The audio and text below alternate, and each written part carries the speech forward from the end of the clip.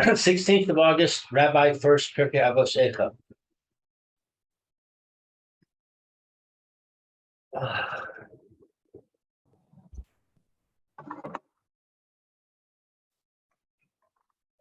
Shalom Aleichem, Rabbi Omari. Morning, Lou. How are you? Baruch Hashem. How are you? Fine, Baruch Hashem. Good to see you. Okay. What is your understanding? We're planning a trip, Yirmiyah Hashem, to America Yeah. right after Sukkot. Okay. So the 18th of October is Isru Chag. So in America, it will be Chag. Right. We're going to be staying initially with my cousins who are not Orthodox. They won't be observing anything Right.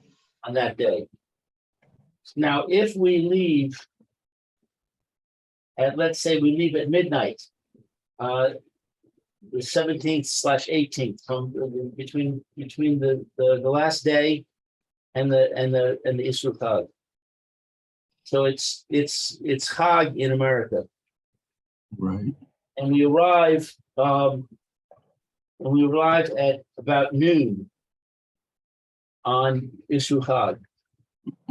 Is that permitted? Which airport are you flying into? LAX. Okay, so I have to look into it to refresh my memory, but I don't think it's permitted. There are those who may permit you to fly in, but they forbid you to leave the boarding gate. You have to stay at the boarding gate until after stars coming out, which then probably the security is not going to allow you to do that. Right. So I would try to avoid it. I can look into the question again in more detail, but if I remember, I had a certain question myself that when we went to Europe together, that was part of the plan, whether we could arrive in Europe while it was still second day Yom Tov for them. So I was looking into these questions at that point, and most major poskim don't permit it because it could be a Chilul Hashem as well. You certainly couldn't arrive into leaving the airport is definitely problematic. As I say, even leaving the boarding gate is problematic. Right.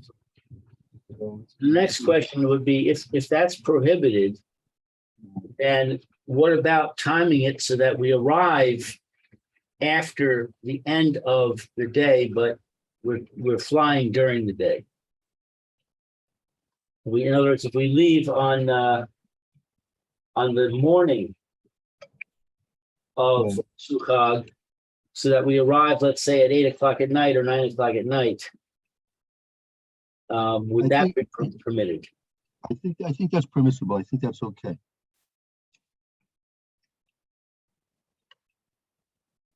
Okay, if you can verify that, it'd be helpful because I need to make the reservations.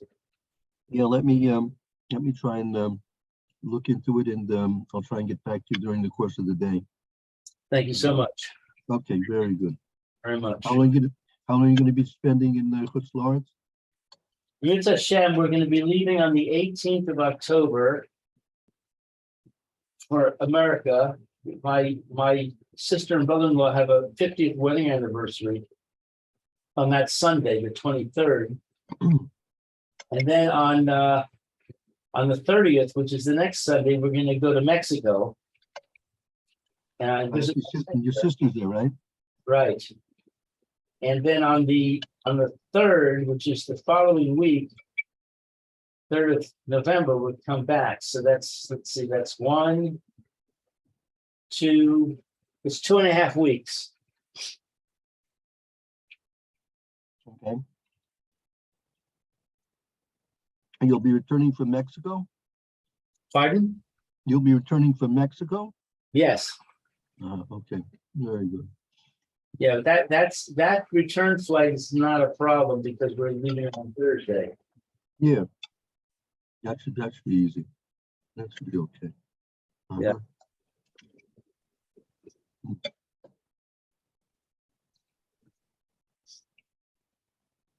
Okay, I'll look into it.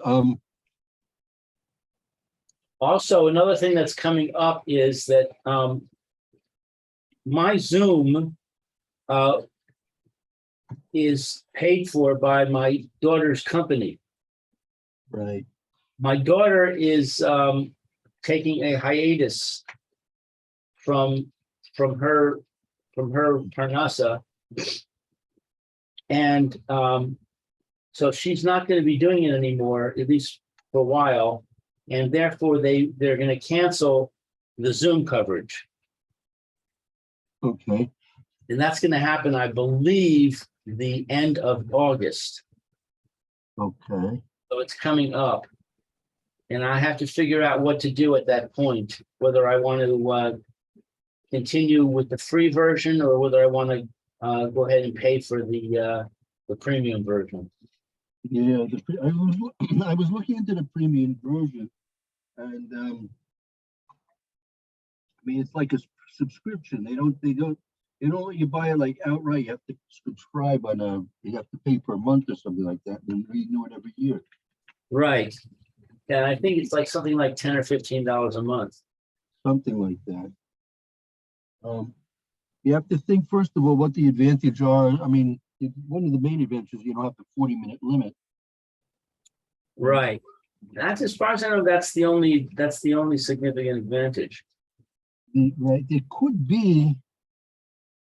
I'm not sure if they have different plans, because I know that I learned with someone who has an upgraded has an actual Zoom license, whatever you want to call it, and he was able. Okay. Hello, Roy. Good morning. Good morning, Roy. Morning. How are you today? All right. So, Okay. Good. We're just getting started here again. Good morning. This is Rabbi Shlomo Furst here. Yeshiva Samanavshi here in Shalom Care of Zoom. We're learning Eicha, the fifth Pierke. I believe we're in the fourth verse in the fifth Pierke. Yeah, Roy or Lou, would anyone like to read? fourth, Want to read, Roy? I read yesterday.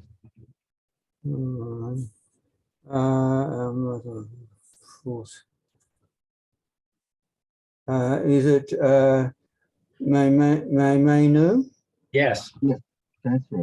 Maimenu bechesef shesinu atzenu b'menchir yovo. We have drunk our water for money. Our own wood is sold to us. We are pursued. No, that's it, right? Our own wood is sold to us. So this is just an insight into, now that they were captive, they're slaves now, captured in war, so they own nothing, right? So everything, even their own water, they would have to buy.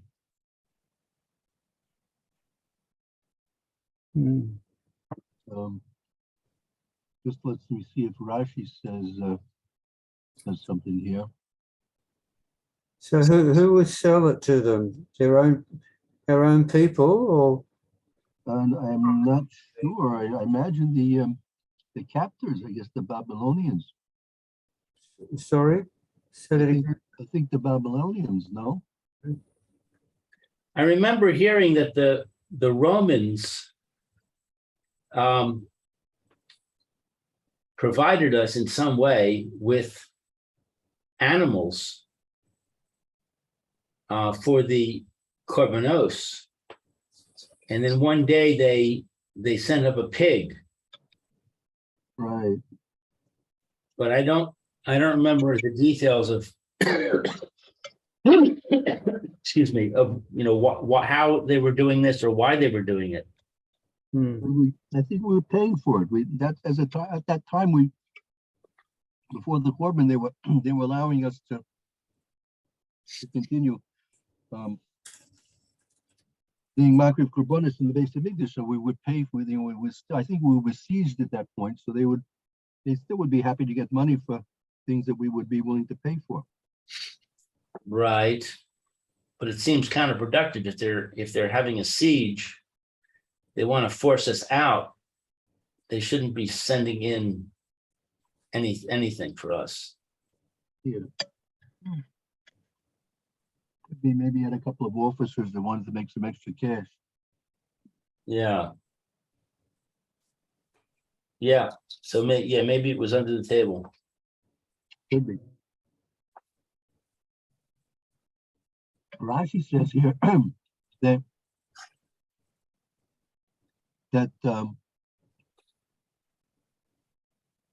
they were afraid to draw water themselves from the river, and therefore the only option they had would be to just go to them and ask for them to sell the water to us. Rashi's explanation. But it's true that at that point, a certain point came when I'm not sure the actual history details, but at one point, no one was allowed, the Jews themselves, the Boroyonim, those who resisted the attempts to surrender, they were against surrendering, and they forbid everyone to leave the city to get any water. They themselves imposed and made the siege and the famine much more difficult than it needed to be.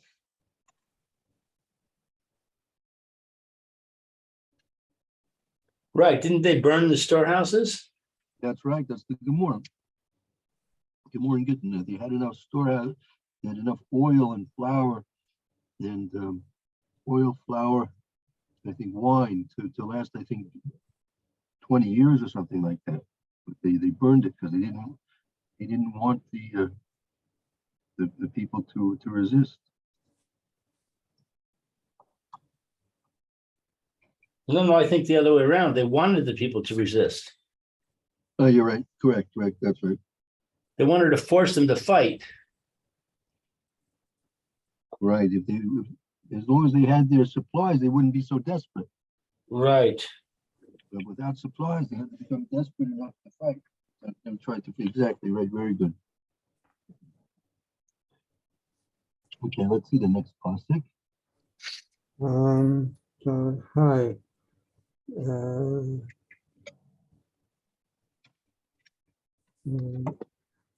Al Avarenu Nidofnu Yoginu Lo Hunach Lonu.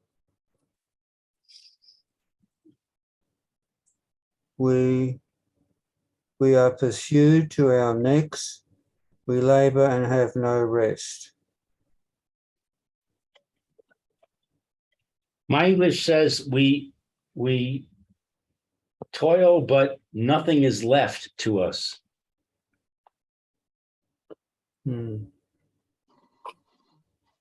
Right.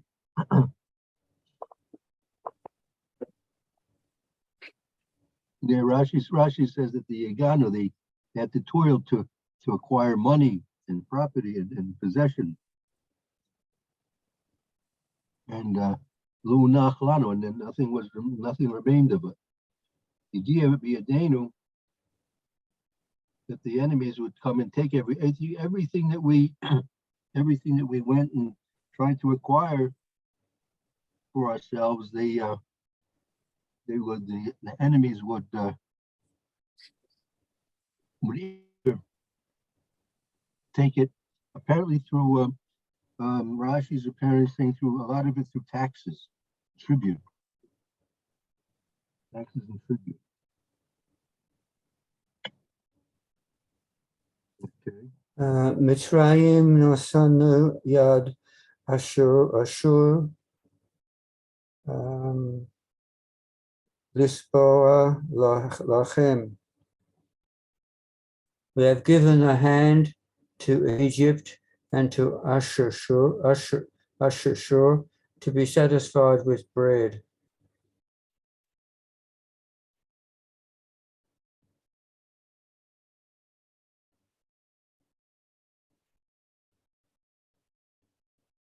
Oh, I think, Rabbi, are you frozen? Uh-oh. No, he's frozen. Oh, there he goes. He should be back soon.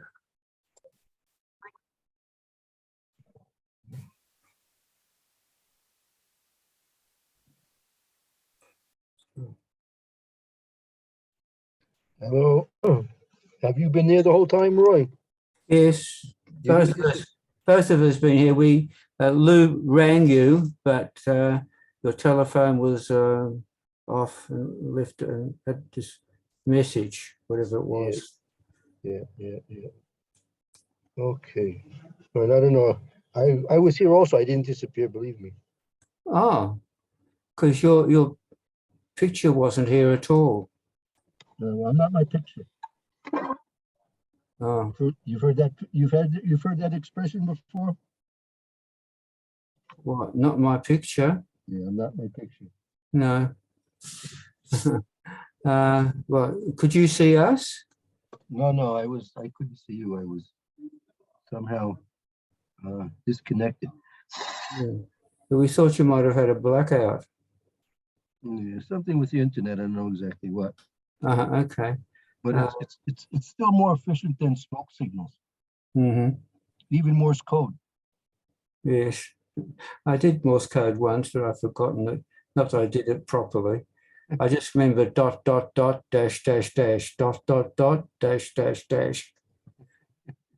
You know that one? SOS. Yes. Yeah. That's the first one they teach you.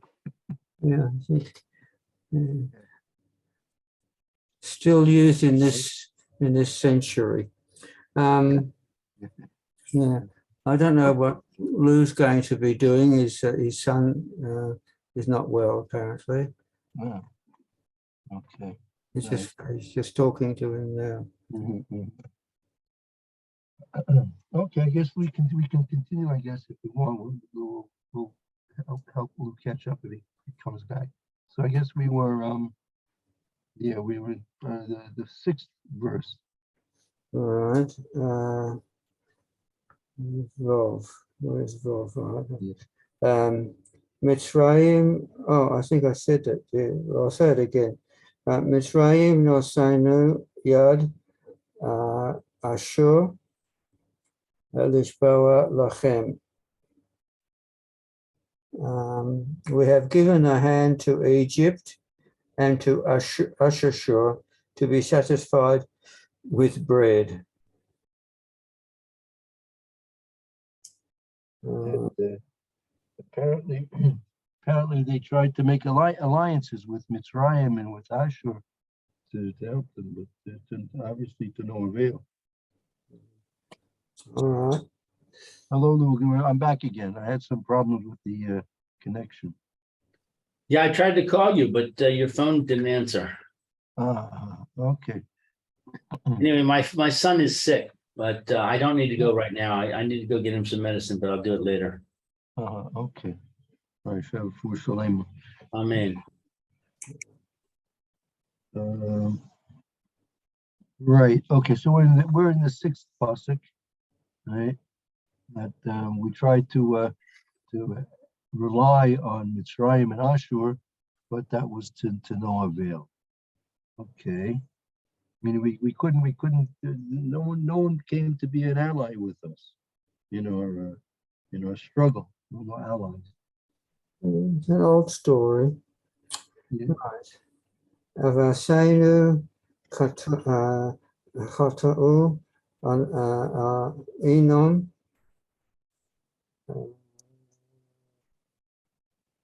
Oh, the Enon,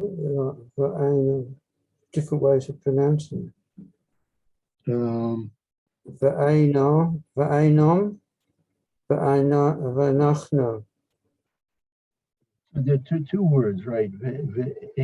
You read it ve'enom, ve'enom, and then the next word is va'anachnu.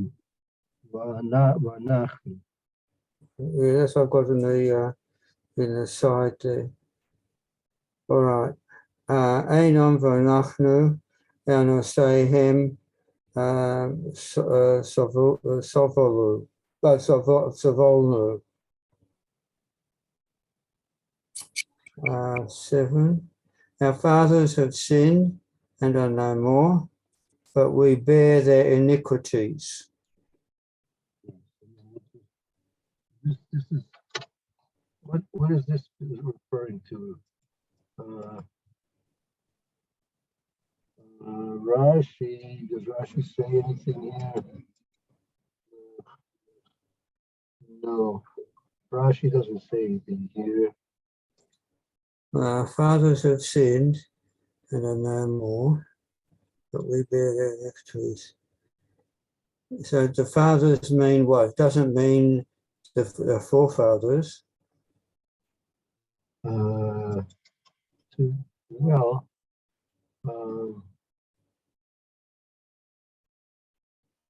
Probably could be literally the generation before us, right. and they have done wrong things, and say to Zora and all sorts of other things. They've been destroyed in the battles, and that. But we are their children, are not much better. So we bear their iniquities. Their sins are upon us now. Right. If we had improved, if we had asked for forgiveness and tried to do the right thing, then we wouldn't be bearing our father's sins. Right. That's normally, see, the normal thing is people are not really held responsible for other people's sins. That's the general rule. The only time that there's going to be a mutual responsibility for the following generations is if the following generations still maintain the same sins that their forefathers did. Right. So the sin becomes compounded. That they didn't learn from their forefathers' mistakes, and so they become punishable for the sins of the forefathers as well, which is usually not the case. Okay. So let's say we go to war and we're not supposed to. So then the king who decided to go to war has sinned, and the soldiers who go to war have also sinned. Is that right? Apparently, yeah. Right. So as long as that war continues, the sin is being perpetuated. Right.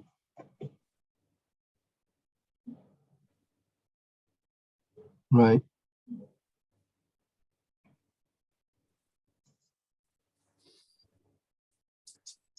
All right. Avodim Moshavu Bonu Poret Ein Miyadom.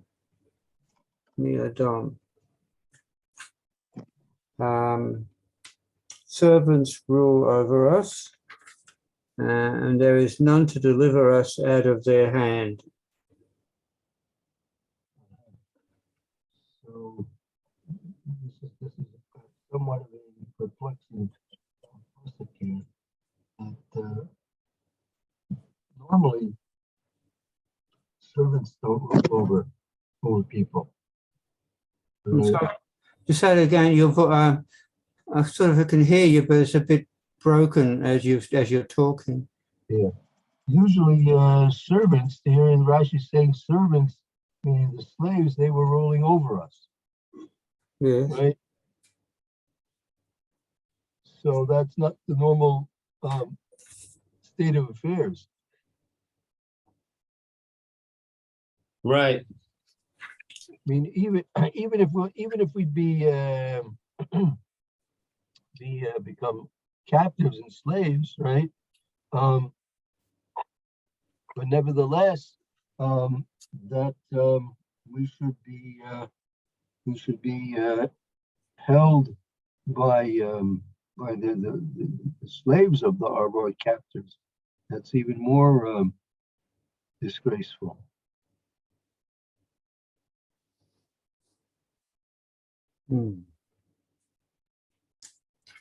Does a Okay. matter of honor.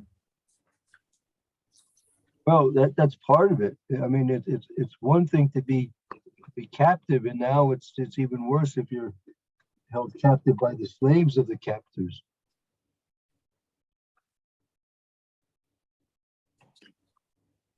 But not because the slavery is worse, but just because it's less honorable. Yeah, that's right. That's right.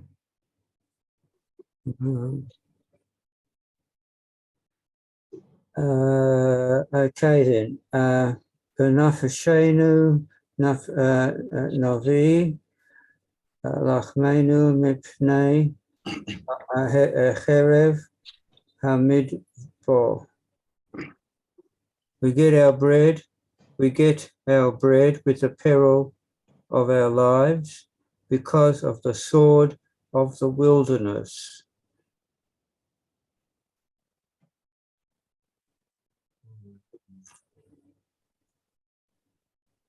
What's that? What's the sword of the wilderness?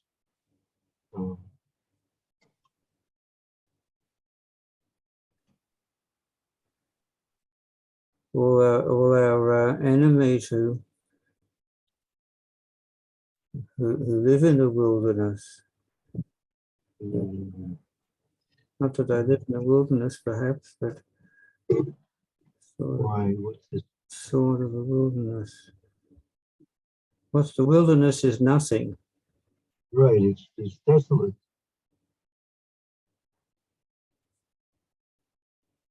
And the sword of the wilderness sounds like sort of the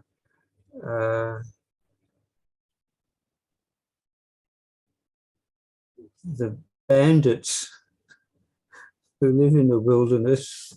Sort of sounds. Could be.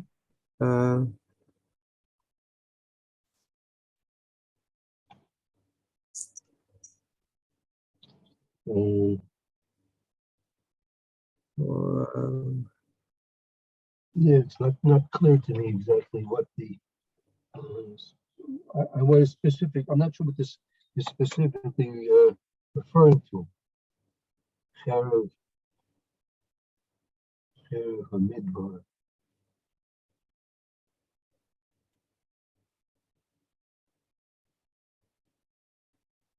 Okay, I'm not sure. Okay. But whatever it is, we've got a precarious living, and what we need for our sustenance at the peril of our lives. Right. I suppose 10. Yep. So 10. Reinu Kasal Nur. Kasal Nur.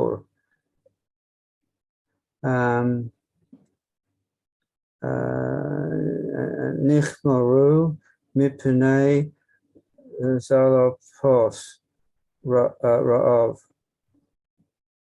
10. Our skin is hot like an oven because of the burning famine.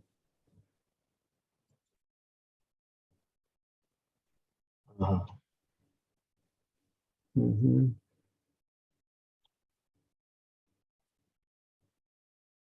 Right, the two things. Well, actually, I mean, it's basically coming from the famine, right? Basically coming from the famine.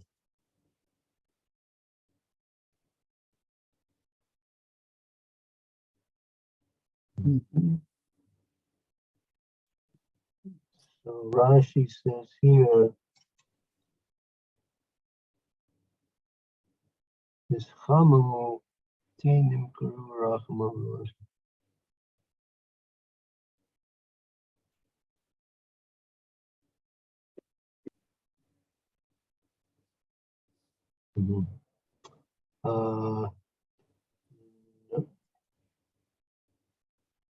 Ruach of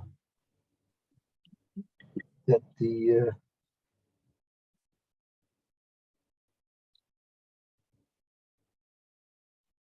fever of famine, the fever of famine.